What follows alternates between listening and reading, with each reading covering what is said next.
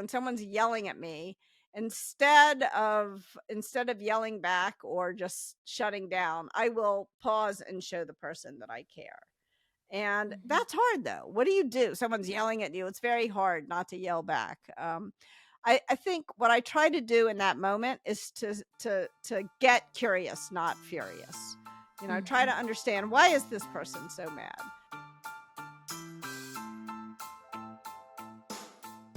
Hallo und herzlich willkommen zum Female Leadership Podcast. Mein Name ist Vera Strauch und ich bin Host hier im Podcast, in dem es darum geht, dass du deinen ganz eigenen Stil im Job und Leben findest und deinen Weg mutig und selbstbewusst gehst.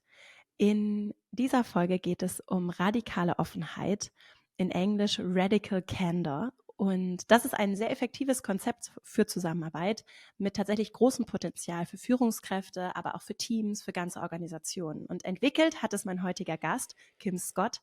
Sie ist Autorin des gleichnamigen Buches Radikal Candor. Und das ist ein internationaler Bestseller, ein weltweit bekanntes, anerkanntes System, das Kim mit ihrem Unternehmen für Executive Education in Organisationen bringt. Sie ist ehemaliger Inhouse-Coach für namhafte Tech-Unternehmen wie zum Beispiel Twitter und verbindet mit ihrer Arbeit Insights aus dem echten Führungs- und Teamalltag mit ganz konkreten Hilfestellungen. Sie ist ehemalige Google-Managerin und hat dort Teams bei AdSense, YouTube, DoubleClick geführt und, wie man im Buch auch nachlesen kann, so diese Management-Philosophie, diesen Ansatz von Radical Candor im Alltag erprobt. Und ihre Arbeit begleitet mich schon ganz lange. Ich freue mich wirklich riesig, heute mit ihr persönlich hier im Interview zu sprechen. Ein kurzer Hinweis, das Interview führen wir in englischer Sprache. Es ist aber wirklich sehr gut zu verstehen und ich kann dich nur einladen, Kims großartiger Arbeit hier zu lauschen. Jetzt ganz viel Freude bei diesem Interview und dann legen wir gleich mal los. Kim, thank you so much for taking the time. Welcome to the show. Thank you. It's a great honor to be here. And I'm sorry I can't speak to you in German, but we'll make English work. Yes, perfect.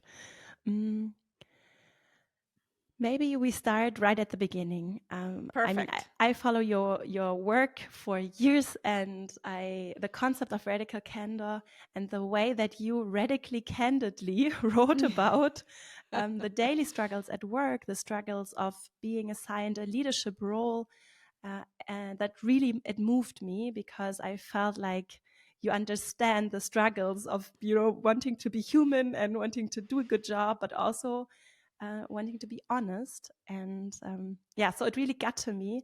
And it's something that I'm daily checking in with this. Okay, am I honest? But am I also, do I care? So it's great to have you here, and it would be good to understand, how did you come across this? How did you develop this? And what happened? Yes. Thank you, first of all, so much for putting the ideas into practice in your work. And I'm so glad that it resonated for you. I mean, I think when I first became a manager, and this happens, I think, to a lot of entrepreneurs. The first time I was a manager, I was also CEO of the company. So it was a big drink of water. And I remember talking to a friend of mine about sort of going into this situation.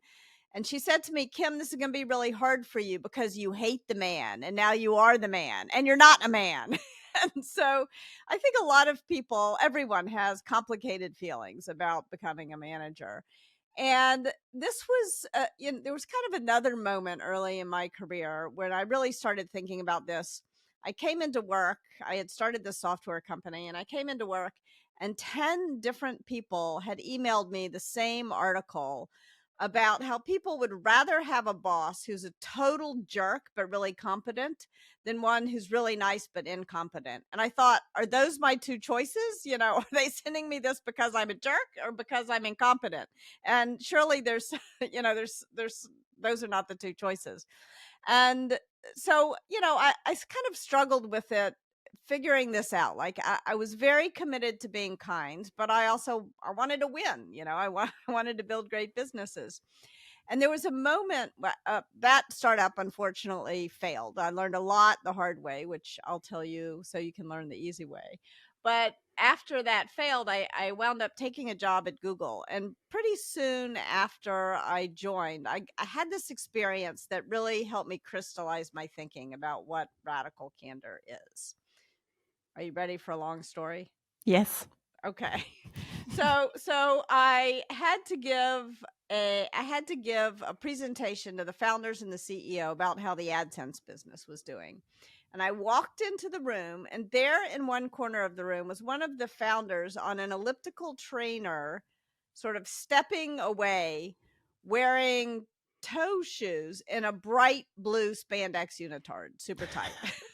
Not what I was expecting or frankly wanting to see in the room. And there in the other corner of the room was the CEO doing his emails, like his brain had been plugged into the machine.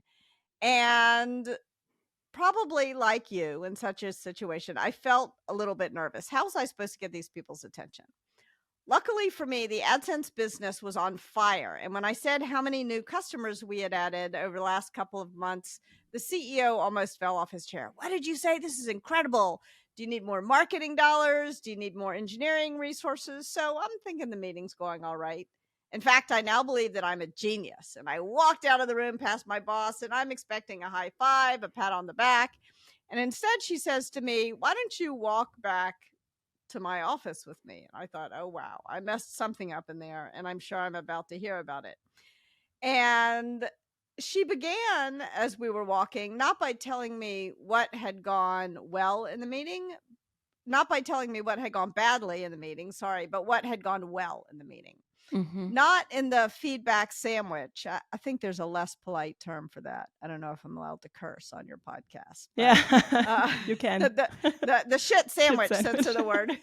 But really seeming to mean what she was saying. But of course, all I wanted to hear about was what I had done wrong. And eventually she said to me, you said in there a lot. Were you aware of it? And with this, I kind of made this brush off gesture with my hand because I figured if that was all I had done wrong, who really cared? And I said, yeah, I know it's a verbal tic. It's no big deal, really. And then she said to me, I know this great speech coach. I bet Google would pay for it. Would you like an introduction? And once again, I made this brush off gesture with my hand. I said, no, I'm busy. I don't have time for a speech coach. And then she stopped. She looked me right in the eye and she said, I can tell when you do that thing with your hand that I'm going to have to be a lot more direct with you. When you say every third word, it makes you sound stupid. Now she's got my full attention. And some people might say it was mean of her to say that I sounded stupid. But in fact, it was the kindest thing she could have done for me at that moment in my career. Because if she hadn't used just those words with me, and by the way, this is a really important point. She never would have used those words with other people on her team who were perhaps a better listener than I was. Mm-hmm. But if she hadn't used just those words with me, and she knew me well enough to know that it wasn't going to crush me if she said that.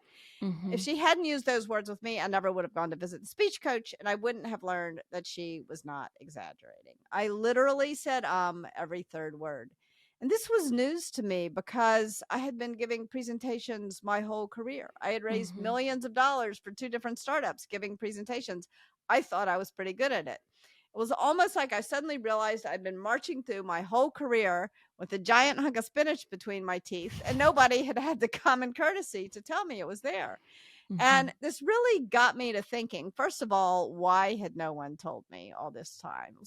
It was almost like I'd been marching through my whole career, with my fly down. And so why had no one told me? And more importantly, what was it about her that made it so seemingly easy to tell me? What was it about her management style? And as I thought about the way that she managed people, I realized it boiled down to 2 pretty basic things: care personally and challenge directly. That is what radical candor is all about, caring and challenging at the same time. And I knew she cared because she would do things like, when I moved from New York to California to take the job, I was lonely in California because I didn't really know very many people out here. And she could tell that I was lonely. And she introduced me to a book group. I'm still friends with those people to this day. In fact, I'm having dinner with them tonight. And she would also, shortly after I joined Google, my father was diagnosed with late stage cancer, and I was devastated. And she could tell that I was devastated. And she said, Kim, you fly home. You need to go to the airport right now, fly home to Memphis, where you're from, where your parents are, and be with your family. That's where you need to be right now. Your team and I will sit down and we will write your coverage plan for you, and everything will be okay. That's what great teams do for one another. We've got each other's backs. And those were the kinds of things she couldn't do, of course, for all 5,000 people in her organization. No matter how talented you are, relationships don't scale. But she did them for her direct reports and the people who she worked most closely with. And when a leader treats their direct reports with that kind of real care, it's much more likely that they, in turn, will treat their reports with real care. And that creates a culture of caring, and culture does scale. But, it wasn't all sunshine and roses. At the same time, I also knew beyond a shadow of a doubt that if I messed up, she was going to tell me in the words that would penetrate that I had messed up. She was going to tell me in no uncertain terms. And that combination of caring and challenging is what I came to think of as radical candor. I love the story. It's very useful because it helps to. Well, Yeah. and I think if all your listeners can think about what is their radical candor story, because we all have these stories. I bet you have a radical candor story too. What's that moment in your career when someone told you something that stung a bit maybe at the time? Because I wasn't like thrilled to hear that I had sounded stupid in the meeting with the founders and the CEO of Google. I mean, it was not comfortable. And it's an important point, actually. Radical candor is profoundly uncomfortable, but it needs to be safe. And this is something that I have spoken with Amy Edmondson about, who wrote The Fearless Organization and the Right Kind of Wrong. She writes about psychological safety. And she and I have talked about how both psychological safety and radical candor are about challenging one another, and that is never comfortable. It's not like radical candor comes with emotional Novocaine. It still is going to sting a little bit in the moment, but it's very useful. And as long as we understand that we care about one another, then it helps everyone not only do the best work of their lives, but build the best relationships of their careers. And do you think that we can all care about, if you hire someone yourself and there's someone and you like the person, you think the person is working well, but usually the case is I come to a team and there are a lot of people and some of them I like more than others. How do I activate this caring? Yes. It's a really important point. You don't have to love everyone you work with. In fact, you don't even really have to like them. But the floor of radical candor is respect. Respect is the one thing. And it's interesting. My second book is called Radical Respect. And I begin it with, an investigation into the word respect. And it turns out, and I don't know if this is also true in German, so you can tell me, but in English, respect has two meanings. One is the regard that we all owe each other. We owe each other to regard to regard each other's feelings, to regard each other's backgrounds, to respect each other's individuality. That is something that everyone owes to every other person. There's a second meaning of respect, which is something that we earn, respect for a skill or respect, and it's very confusing that respect has two meanings. One is something we owe to everyone, and the other is something that one has to earn. But I'm talking about that first part of respect, the regard for everyone's feelings, identity, just humanity. And that is sort of, another term for it is common human decency. That's the one thing that we owe to everyone who we work with. And as long as we don't fall beneath that floor, we can, we can move forward. I think Martin Buber has written a book called I, Thou.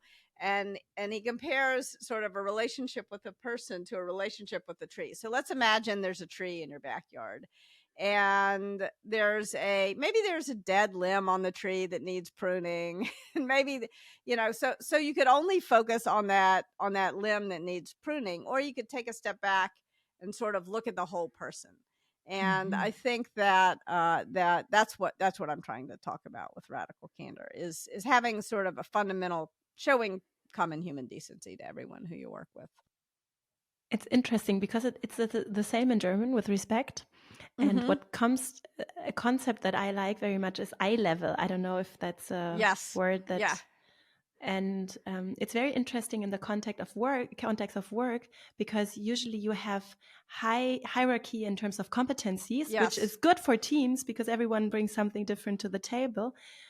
And then it's challenging to keep I call it the human eye level, so that Yes. we as humans, although we have, maybe you're more competent in the one thing, and once we talk about it, we have a competency discrepancy in terms of our the Yeah, topic. no, yeah, Yeah. the problem of power is real, Yeah. and must be acknowledged, or the problem of authority.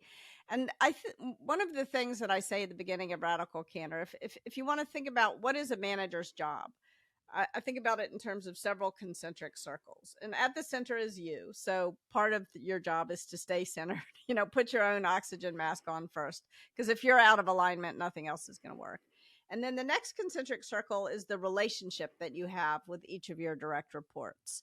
And only when you build good relationships can you actually do the real parts of your job, which are guiding a team to achieve results. So guidance, team, and results.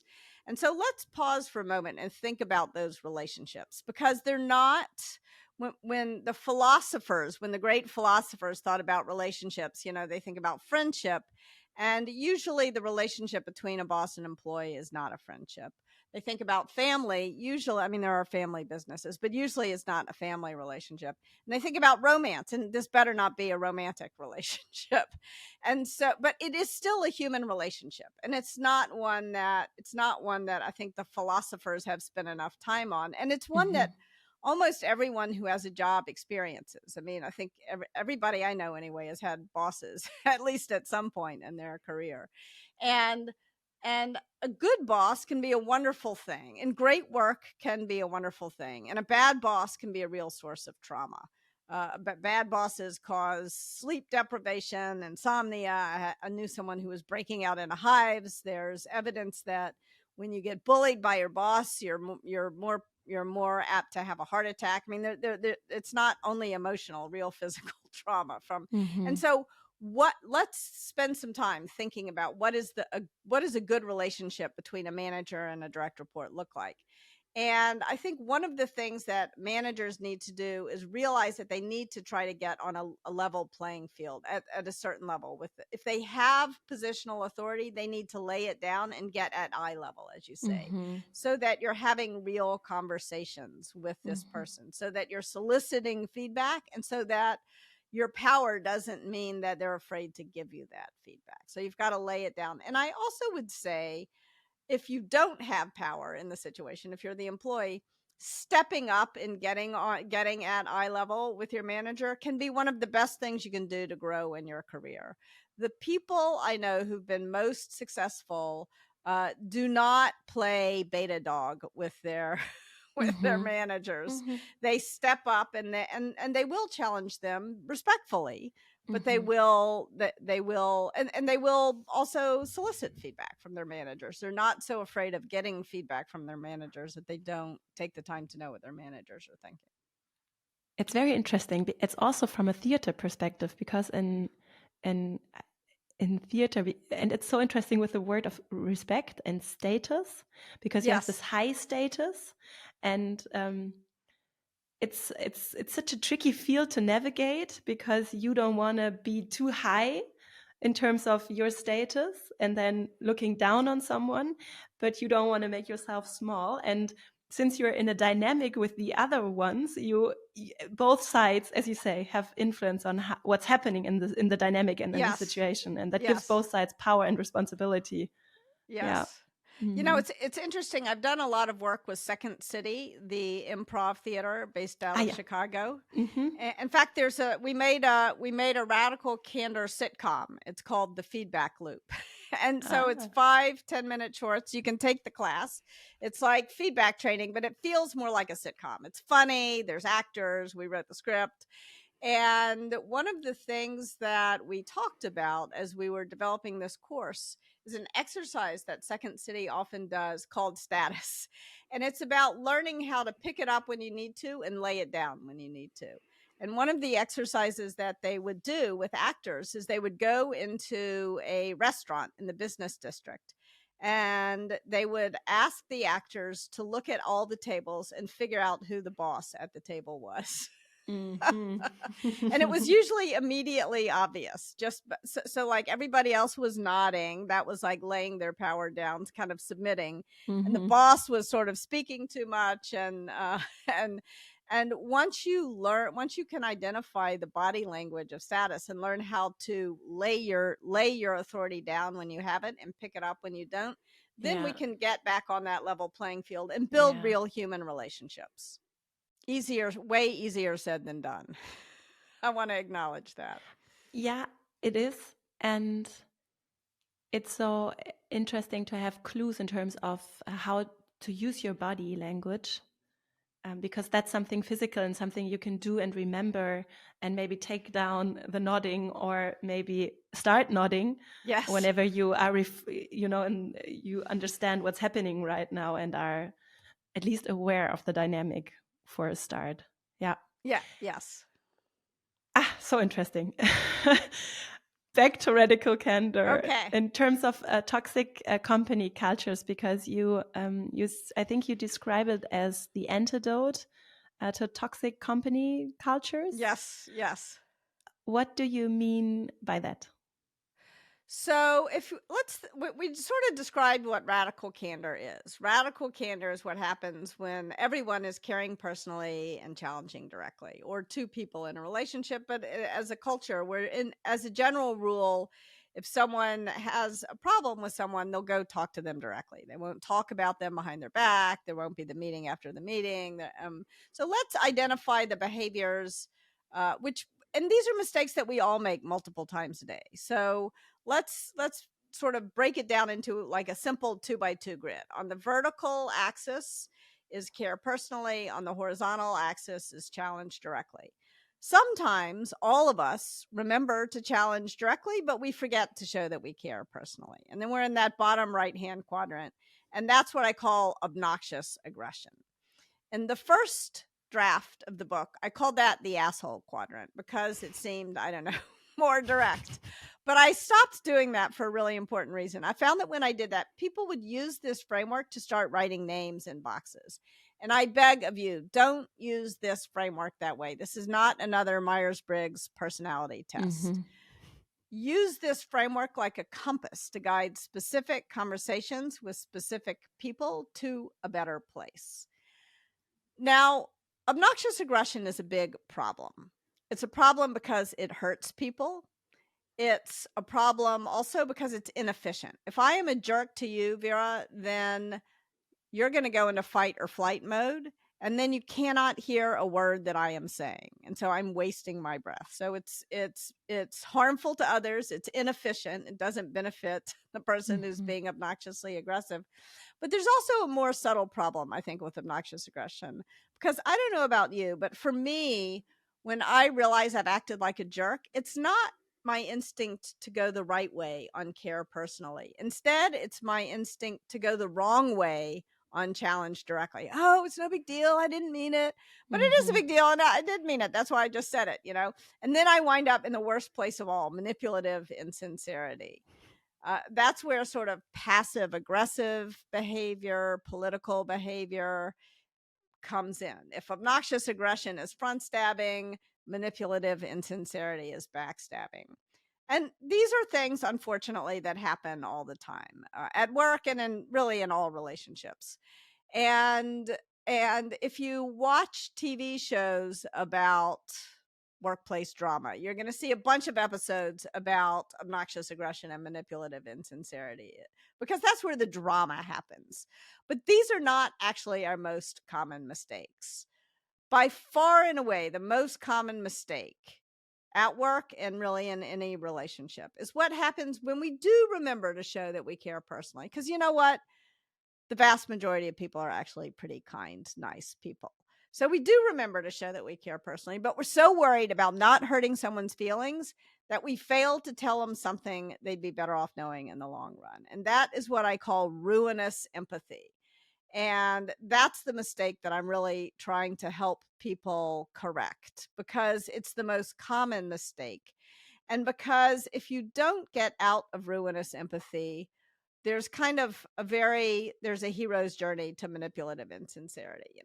I'm being sort of ruinously empathetic. I'm not saying the thing. I'm getting madder and madder and madder. And then when I finally do say the thing, I wind up in obnoxious aggression, you know? And then I feel bad about it and I go over to manipulative insincerity. So let's not take that value subtracting round trip. Let's instead sort of have a little bit of discipline to challenge more directly when we're already showing that we care personally. I want to acknowledge that it's much easier said than done. It's really easy for me to say, be radically candid. It's really hard for you to put it into practice. And in fact, even though I wrote the book and I believe this to my core, it's hard for me to put it into practice sometimes too. So what I want to try to do is break it down into a very simple order of operations. Here are 4 things you can do to begin to put this into practice. The first thing that you can do is to solicit criticism. If each of us can start by soliciting criticism, then every single one of us is leading by example. We want to know what we're doing wrong so that we can do right. You can't do the right thing if you don't know what you're doing wrong. And when you think about soliciting criticism, if all you do is say, do you have any feedback for me? You're wasting your breath, because I can already tell you the answer. Oh no, everything's fine. Nobody wants to unless you have teenage children, they really do want to give you criticism, but it's a service they are excellent at offering, but nobody else in your life wants to give you critical feedback. And so you got to think of a question that's going to kind of demand an answer that can't be answered with a yes or a no. So the question that I like to ask is, what could I do or stop doing that would make it easier to work with me? But do not write down my question, because if you sound like Kim Scott and not like yourself, then the person will not believe you really want the answer. I was working with Krista Quarles when she was CEO of Open Table, and she said to me, Kim, I could never imagine your words coming out of my mouth. She said, the question I like to ask is, tell me why I'm wrong. Okay, that's fine. That works too. But there's a subtlety here. It's important that your question be authentic and sound like you. But there were a couple of people on Krista's team who were a little bit sort of intimidated by by how aggressive that question sounded to them. And so she needed to adjust her question for them. And she needed to for a couple of people on her team to ask it a little bit more gently. And so that's something to keep in mind. Being authentic does not mean ignoring the impact that you're having on others. One aspect is solicit feedback. Yes, absolutely. What's next? Okay, so the next thing you need to do is to give radical candor. And radical candor is praise and criticism. And in fact, there should be more praise than criticism. Again, you don't want to give the feedback sandwich. We talked about that earlier. But you want to think about the right way to give praise. And sometimes people try to boil praise and criticism down to a ratio, like twice as much, 3 times as much, 5 times as much, 7 times as much. There's all kinds of research on this. But the fact of the matter is that if we try to sort of gauge our conversation with some kind of ratio, we'll wind up saying stuff like, oh, Kim, I like your glasses. I don't really like radical candor much, but cool sweater, and that doesn't make me feel any better. So how can we think about making sure that we give praise that challenges directly and also shows we care personally? I think there's a useful acronym, CORE: context, observation, result, next step. So when I say next step, think about the E in next to get to core. I used to call it corn, but then there's this whole I got some feedback, and there's some TikTok thing that corn means porn to some people. So anyway, core. So context, observation, result, next step. In the meeting, when you offered both sides of the argument, you earned credibility. Do more of that. So that's context in the meeting. When you offered both sides of the argument, that's the observation. The result was you earned credibility. And then the next step is do more of that. And you want to make sure, because if you offer praise, if you say something that you would say to your dog, like good job, that's not useful praise. You need, the purpose of praise is really to show people what to do more of, and you need to be very specific about that. So now you've focused on the good stuff, you've given praise now, and you've solicited criticism. Now you've earned the right to give a little bit of criticism. And so you want to make sure that when you think, and the best moment, by the way, to give criticism is in these sort of impromptu 2-minute conversations. You don't want to save it up for a one-on-one meeting. A one-on-one meeting, by the way, is a great place to solicit feedback, but you don't want to save giving your criticism up for a one-on-one meeting. And you definitely don't want to save giving criticism up for a performance review. Nothing in a performance review should be a surprise. So you want to, in these impromptu 2-minute conversations, offer critical feedback that should sort of feel more like brushing and flossing. It shouldn't feel like a root canal. And you want to go into those conversations sort of humbly.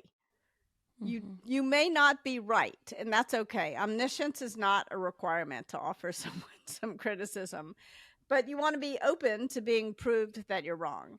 Critical feedback is a gift in one of two ways. Either it's a gift because you're right and you're going to help the person become aware of a problem so they can fix it, or it's a gift because you're wrong.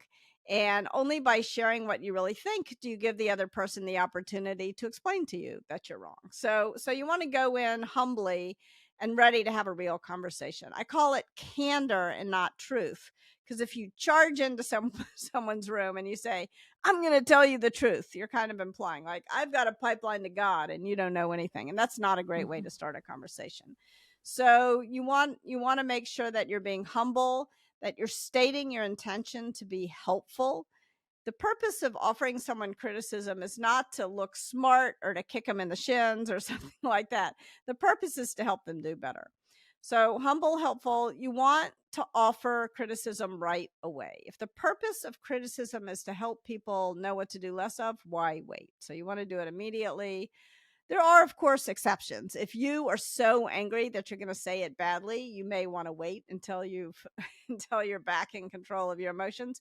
And if the other person is in extreme emotional distress, you may want to delay. But usually, I don't know about you, Vera, but usually for me, when I say to someone or to myself, I'm going to wait for the right moment, what I'm really telling myself is I'm never going to say that thing. Yeah. And so in general, do it right away. You want to also, in the before times, I used to say, have these conversations in person. Now, what I like to say is have these conversations synchronously, because often we're not in person. And so by synchronously, what I mean is have a real conversation. Pick up the phone and call someone. I think a phone call is even better than a video call. There's increasingly, there's evidence coming out of the University of Chicago and probably other places that there's more noise than signal in facial expressions and body language. We think that we understand them. We think we are interpreting them, but we're often misinterpreting facial expressions and body language. In fact, I don't know about you, but for me, if I start to tear up, you might think I'm sad, but it's more likely that I'm furious if I'm tearing up, and so I think it's really useful to just get on the phone and listen to the words the person is saying. But you don't want to send a text or an email. You definitely don't want to give someone feedback over Slack. Slack is a feedback train wreck waiting to happen because it's in public and it's asynchronous. So pick up the phone and call if you can't be in person. If you are in person, for the same reasons about misinterpreting facial expressions and body language, I recommend taking a walk together instead of sitting across from each other at a table. Very often when we look at each other in the eye, that can be interpreted as aggressive or hostile. So Yeah. take a walk. There's something psychologically refreshing about walking and looking in the same direction. So humble, helpful, in person, and immediate. You also want to make sure that you're praising in public but criticizing in private. And Yes. criticism is different from debate, so we can talk about debate in a minute. But if you're going to offer someone really criticism of their work or their work style, then you want to make sure that you're having that conversation in private to minimize the natural defensive response that you're going to get from the person.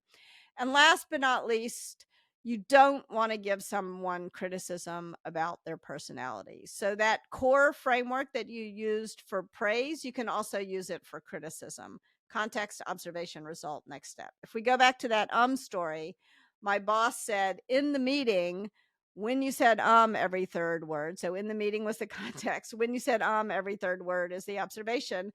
The result was it made you sound stupid. The next step was go visit the speech coach. So try to use that for praise and for criticism. Now, you're not done. So step number 1 was solicit criticism. Step number 2 was give praise. Step number 3 was give criticism. Now you've got to gauge how what you said landed. And I want to reassure folks that most of the time, these conversations are going to go smoothly. It's going to go better than you fear. I was teaching a class at a business school recently, and one of the students said, "For me, feedback is a matter of existential dread." And I think that we often feel that. That's why we so often are not radically candid. We do feel that existential dread. And when we get in the habit of radical candor, we'll find that 9 times out of 10, it's no big deal. The person's like, "Oh, thank you for letting me know. I really appreciate it." But I don't want to overpromise. I want to say that probably 1 time out of 10, you'll get a negative emotional reaction when you offer someone critical feedback. The person will be, there's a million negative, but I'm going to boil it down to 3. The person will be sad, the person will be mad, or the person will brush you off. So what do you do if you get those kinds of responses? If the person is sad, and this is where the 2x2 framework I find at least so helpful, because it helps you know what to do in the moment. If the person is sad, your next step is to show that you care personally. Don't back away from the emotion. Like when we communicate on an emotional plane and on an intellectual plane at the same time. And if we ignore the emotional signals that are coming at us, we're just not going to communicate very well. So take a moment to be present for that other person's emotion. Sort of ask the person, how could I have said that differently? Or it seems like I've upset you. Maybe and again, you may think the person is sad, they may actually be mad. So don't assert that you know how the person feels, but take a moment to be present to show the person that you care about them. But this is hard. I don't know about you, Vera, but for me, when I am speaking to someone and I realize I've upset them, and maybe I see, that that they look sad in some way, it's not my instinct to go the right way on care personally. My instinct is to go the wrong way on challenge directly. And we already talked about what happens there. Then you wind up in ruinous empathy. So don't do that. Don't back off your challenge, but do take a moment to be with that person and to show that person that you care about them. So that's what to do if they're sad. What do you do if the person is mad, if they start yelling at you? This is really hard because I don't know about you, but for me, when someone's yelling at me, it's my instinct to start yelling back. And then I wind up in obnoxious aggression. Or if I'm worried that the person has some power over me, I might creep away to a self-protective, manipulative insincerity. And it's not even fair to call it manipulative insincerity. It's now self-protective insincerity. But neither one of those are the ideal response. In an ideal world, which goodness knows this is not an ideal world, but in an ideal world, when someone's yelling at me, instead of yelling back or just shutting down, I will pause and show the person that I care. And that's hard though. What do you do? Someone's yelling at you. It's very hard not to yell back.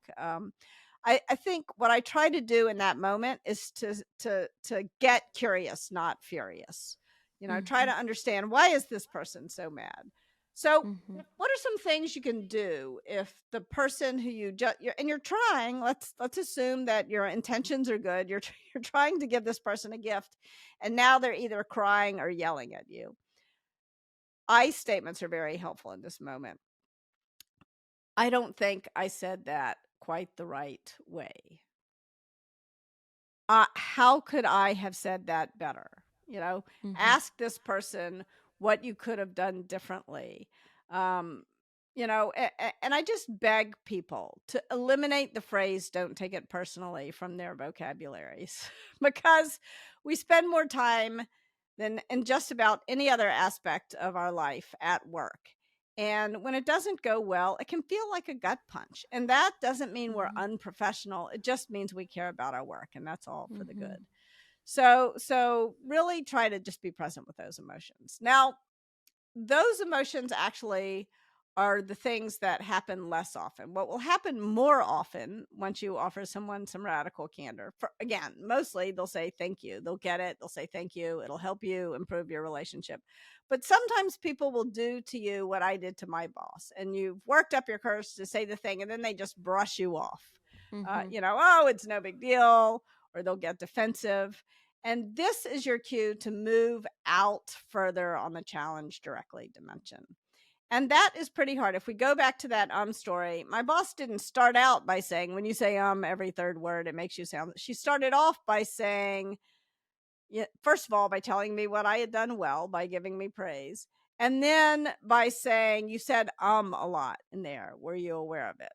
And then I brushed her off. And then she offered the speech coach, and I brushed her off. And then she said the thing that finally got through to me. So you got to keep going out on that challenge directly dimension until you've gotten through to that person, or you feel like it's really wrong to go any further. And then you've got to take some other action. So I hope that helps people sort of figure out what to do, how to gauge what they're saying is landing, and adjust for the other person. Because radical candor gets measured not at the speaker's mouth, but at the listener's ear. You were talking about debate, and for me, that's a dimension of the team and the whole organization. And maybe for myself, I'm trying things out. I'm trying to make it a habit. And then how do I get this into the organization, especially from a leadership perspective? I want a more candid environment. I want people to honestly talk about and with each other. But maybe we like to be making it easy for us. And what can I do? Yeah. What so can I we think, do? Yeah, I think as a leader, the most important thing you can do is solicit criticism and then reward the candor when you get it. That is the single most important thing you can do. Another really important thing you can do is you can introduce these ideas to your team. Don't use my story. If every leader who listens to this podcast can think about what's the moment in their career when someone told them something that stung a little bit in the moment, but stood them in good stead for the next 5, 10, 15 years, and explain that to your team. And you can use the radical candor framework to explain, how to move the right direction on both care personally and child, and why it matters, why it really matters. If you want, I wrote a book. You can buy the book and read it with your team and author, or you can check out the feedback loop. It's just an hour. It's 5-10 minute shorts. You can check out that show, and you can watch it with your team. And there's some improv exercises you all can do.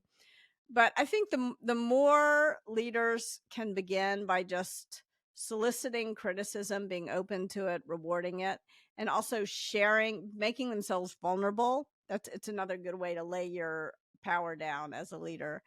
Make yourself vulnerable. Talk about a mistake that you made, why it was so helpful that someone pointed it out to you. That can really begin helping build a culture of radical candor on your team. And we will put that in the show notes. Your book, which is coming out now in May in German. Yes. It has been out, I don't know, since 2017 in English, but now it's finally come in German, and it's also called Radikal Candor. We will put that also in the show notes. And your new book is also coming out in English, Radical Respect. Yes, Radical Respect. You know, I wrote Radical Respect because if you write a book about feedback, which I did, you're going to get a lot of it. And some of the feedback that I got was so valuable that it prompted me to write a whole other book. So I was giving a Radical Candor talk at a tech company in San Francisco, and the CEO of that company had been a colleague of mine for the better part of a decade, a person I like and respect enormously, and one of too few Black women CEOs in tech, or frankly in any other sector.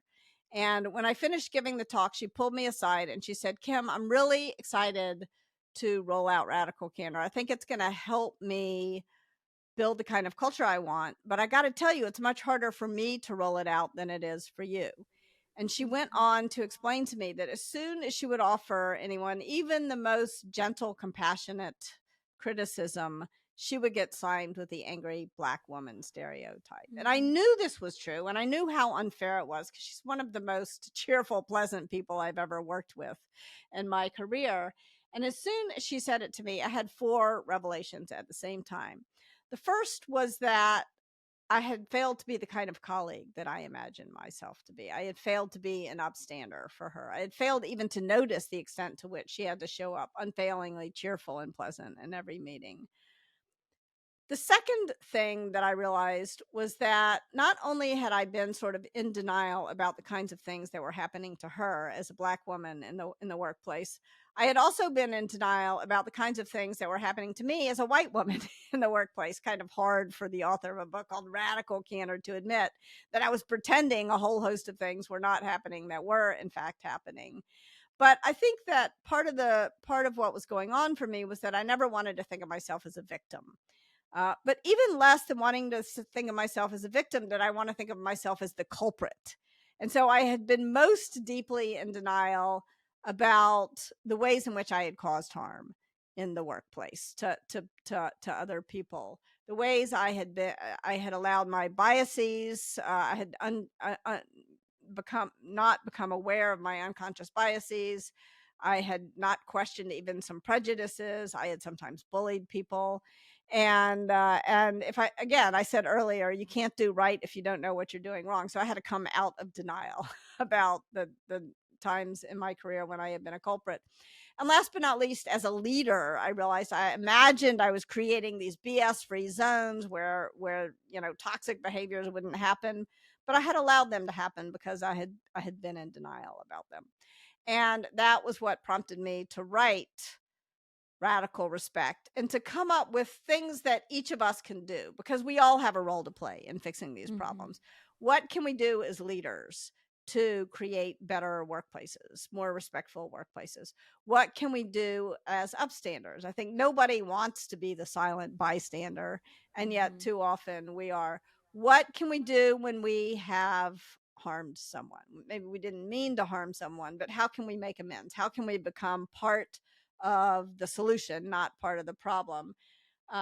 And last but not least, when these things happen to us, how can we respond or how can we choose whether or not we're going to respond so that we don't feel like we have to default to silence, so that we don't lose a sense of agency? So that's what Radical Respect is all about. Sounds great. I mean, yes, I think it's great. Yeah. Writing the book was very liberating for me, and I've gotten a lot of feedback from other folks, and a wide variety. There's I started, in fact, a podcast called Just Work with Wesley Faulkner, and who's a Black American man, and he said that reading that book helped him find his way out of a really bad work situation.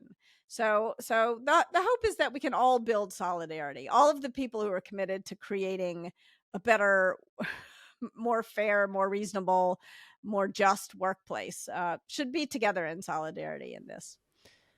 And I think it's a very timely topic, because for me personally, I'm so struggling with with the backbone that it needs to be a good leader.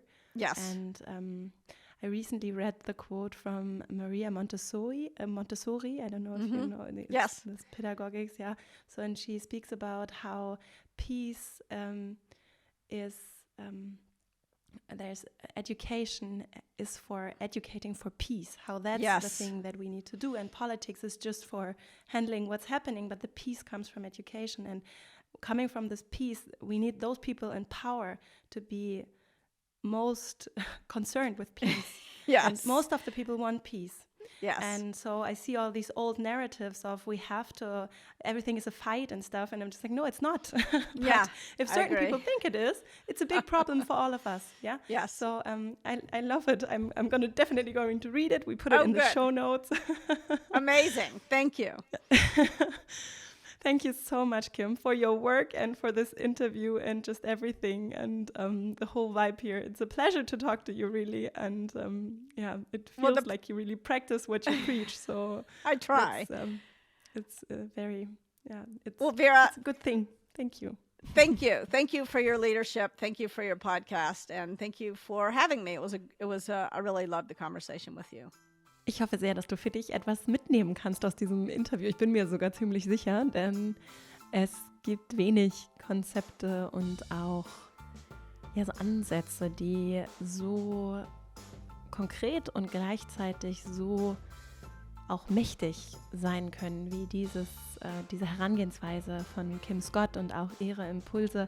Ich nehme vor allem das Thema mit, auch offen selbst nach Kritik, Criticism zu fragen und auch die eigenen Geschichten mal zu reflektieren und vielleicht auch wirklich über eigene Geschichten auch und Beispiele, Erfahrungen in das Team zu tragen, was diese Offenheit, diese radikale Offenheit bedeuten kann oder wie auch immer. Wir arbeiten ja zum Beispiel in der Academy auch mit der zugewandten Aufrichtigkeit, die im Prinzip sehr ähnlich funktioniert und auch angelehnt an das ist, was Kim hier ja nochmal mit sehr vielen konkreten, persönlichen Beispielen auch untermauert hat, was ich jetzt persönlich sehr wirksam auch als in dem Interview empfunden habe und was vielleicht auch für dich eben ein gutes Beispiel sein kann dafür, wie du vielleicht auch Dinge in dein Team, in dein Umfeld tragen kannst, sei es jetzt aus der Leadership-Rolle oder vielleicht auch einfach als Kollegin, vielleicht auch in das Miteinander in anderen Beziehungen für dich diese Aufrichtigkeit mitnimmst, die eben bedeutet, dass wir anderen auch echt wirklich richtig schöne Geschenke machen können. So wie es ja auch Kims Geschichte mit ihrer Vorgesetzten bei Google verdeutlicht. Insofern freue ich mich total, dass du bis hierhin zugehört hast und dass wir gemeinsam diese Ansätze hier auch über den Podcast und das, was sie hier machen, in die Welt tragen. Und wenn du Menschen kennst, für die dieser Podcast vielleicht auch spannend sein könnte, dann teile ihn gerne, teile die Arbeit von uns hier und das hilft dabei, hoffentlich viele Menschen damit zu erreichen. Ich danke dir sehr für deine Zeit und Aufmerksamkeit, wünsche dir eine richtig schöne Woche und freue mich, wenn wir uns nächste Woche hier wieder hören und sehen. Bis dahin und alles Liebe, deine Vera.